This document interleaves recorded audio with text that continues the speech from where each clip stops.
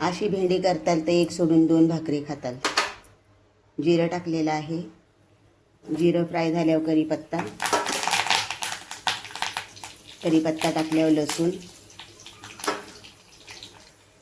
लसूण टाकल्यावर कांदा,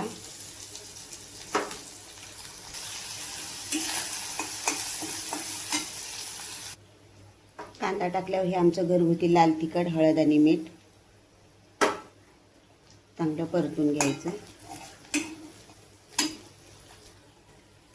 टॅमॅटो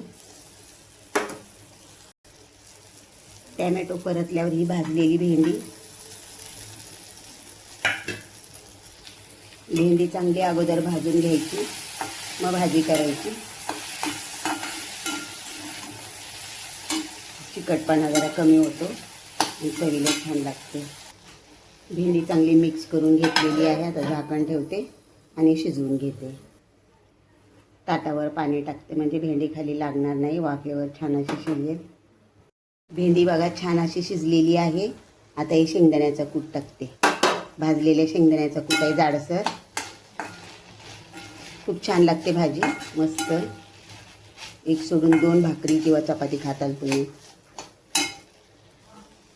हे बघा भेंडी किती सुटसुटीत झालेली आहे. म्हणजे अशी चिकट अजिबात नाही आहे, मस्त झालेली आहे. मी लिंबू वगैरे काही टाकलेलं नाही आहे, तरी पण छान झालेली आहे बघा, मस्त मध्ये.